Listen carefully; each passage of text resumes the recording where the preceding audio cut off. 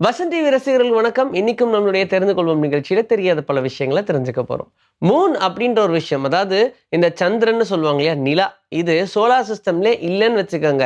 என்ன பெருசா போயிட போகுது அப்படின்னு நீங்க யோசிக்கலாம். ஆனா இந்த பூமி சூரியன் இல்லாம என்ன ஆகுமோ அதே அளவுக்கான டேமேஜ் தான் நிலா எல்லாமே ஆகும். இப்போ நிலா இருக்கிறதுனால மட்டும்தான் இரவுல நமக்கு வெளிச்சம் கிடைக்குது. அந்த வெளிச்சம்ன்ற ஒரு விஷயமே இல்லாம போயிடும். ஏன்னா எலக்ட்ரிசிட்டி அப்படின்ற ஒண்ணு கண்டுபிடிக்கிறதுக்கு முன்னாடி மனிதர்கள் எல்லாரும் இந்த நிலா வெளிச்சத்துல மட்டுமே தான் வாழ்ந்திருக்காங்க.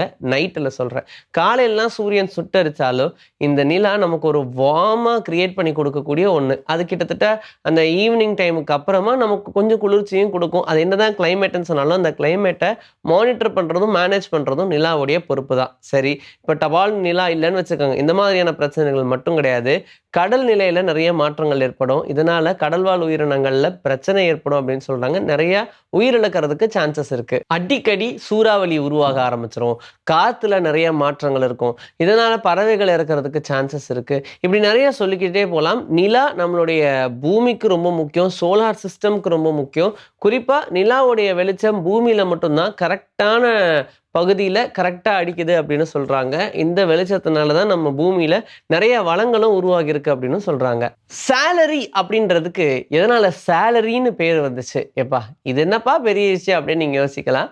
பட் இந்த சேலரின்னு பேர் வந்ததுக்கும் ஒரு ஹிஸ்டரிய சொல்றாங்க. என்னன்னா முன்னாடி எல்லாம் கிட்டத்தட்ட இந்த ரோம் டைம்ல எல்லாம் எடுத்துக்கிட்டீங்கன்னா, அப்போ பெருசா காசுன்ற ஒரு விஷயம் இல்ல. அதாவது இந்த ராஜ்யம்லாம் உருவாகுறதுக்கு முன்னாடி சொல்றேன். அப்ப அந்த காசை விட விலை உயர்ந்ததா உப்ப தான் சொல்றாங்க. இப்போ உதாரணத்துக்கு நம்ம காசுன்ற ஒரு விஷயத்த பயன்படுத்தி மனிதனுடைய வாழ்வாதாரத்தை ப்ரூவ் பண்ணிட்டு இருக்கோம் இல்லையா?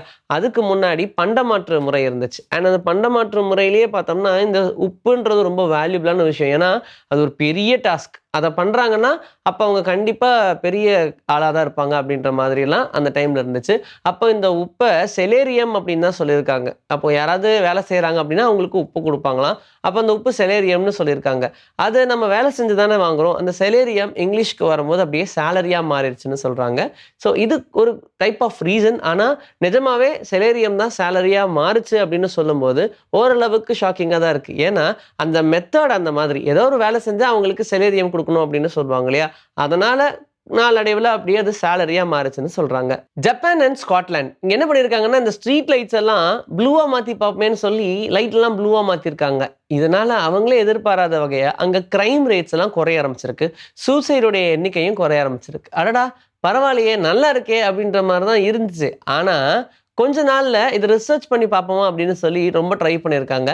ஆனா இந்த ப்ளூ லைட்னால அங்க கிரைம் குறையுது அப்படின்றதுக்கு எந்த ஒரு எவிடன்ஸும் இல்ல. ரிசர்ச்லயும் எதுவும் ப்ரூவ் ஆகல. அதனால திரும்ப ப்ளூல இருந்து அத அப்படியே எல்லோ டோனுக்கு மாத்திட்டாங்க. ஒயிட் டோனுக்கு மாத்திட்டாங்க.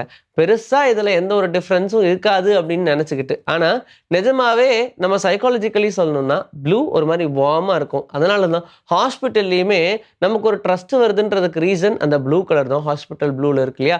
அந்த கலர் தான். அதனால ரொம்ப நம்மளுடைய பிரெயின காமா வச்சுக்கும். அந்த மாதிரி கலர் சைக்காலஜிலாம் படிச்சவங்களுக்கு இது ரொம்ப ஈஸியா புரியும். இருந்தாலும் கவர்மெண்ட் அங்க இருக்கக்கூடிய கவர்மெண்ட்லாம் நெறைய ரிசர்ச் பண்ணியுமே இதுக்கு இதுதான் ரீசன் இல்லையா அப்படின்ற மாரிலாம் யோசிச்சிருக்காங்க. அதனால தான் இந்த சேஞ்சஸ் நடந்துச்சு. இப்ப நம்ம சாப்பிடக்கூடிய சிக்கன்லலாம் 3 டைம்ஸ் வரைக்கும் ஃபேட் இன்கிரீஸ் ஆயிருக்கு. அதாவது இப்ப நம்ம சாப்பிடுற இந்த பிராய்லர்ன்னு சொல்லக்கூடிய சிக்கன்ல.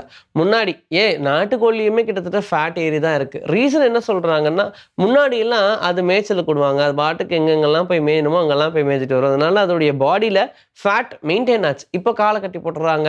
ஒரே கேஜ்க்குள்ள வச்சிருக்காங்க. அதனால அது நடக்கணும், எக்சர்சைஸ் பண்ணணும் அப்படின்றதுக்கான அவசியமே இல்ல. அதுவும் ஒரு ரீசன் தான். வெயிட் இன்கிரீஸ் ஆகும், ஃப்ளஷ் நெறையா வரும் அப்படின்றதுக்காக அத பண்றாங்க. ஆனா அது ஓடி போகக்கூடாது. இது மாரி நெறைய ரீசன்ஸ் இருக்கு. இதன் காரணமா தான் சிக்கன்லலாம் இப்போ 3 டைம்ஸ் வரைக்கும் ஃபேட் இன்கிரீஸ் ஆச்சுன்னு சொல்றாங்க. இந்த உலகத்திலேயே ரொம்ப விலை உயர்ந்த புத்தகம் எது அப்படின்னு பார்த்தோம்னா, ரொம்ப காஸ்ட்லியஸ்ட் புக் எதுன்னு பார்த்தோம்னா, அது கோடெக்ஸ் லெஸ்டர் அப்படின்னு தான் சொல்றாங்க. இந்த புக்க பில் கேட்ஸ் கிட்டத்தட்ட 250 கோடி ரூபாய்க்கு வாங்குனாங்க. இதோடைய ஒரிஜினல் பதிப்பகத்த. ஆனா நெறைய காப்பீஸ் இப்போ வந்துருச்சு. பட் இதோடைய ஒரிஜினல் மட்டும் 250 கோடின்னு சொல்றாங்க.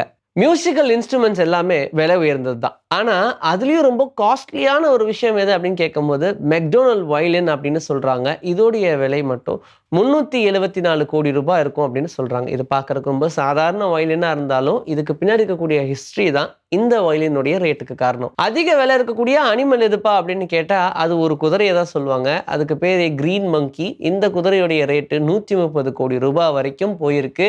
அதை வாங்கினவர் இப்போ அதை கரெக்டாக மெயின்டைன் பண்ணிட்டு தான் இருந்திருக்காரு அப்படின்னு சொல்றாங்க. இன்னைக்கு நம்மளுடைய தெரிந்து கொள்வோம் நிகழ்ச்சியில தெரியாத பல விஷயங்களை தெரிஞ்சுக்கிட்டோம். இதே மாதிரி சூப்பரான கண்டென்ட்டோட உங்களை நான் வந்து சந்திக்கிறேன். Until then, this is bye from Vijayashree. Take care.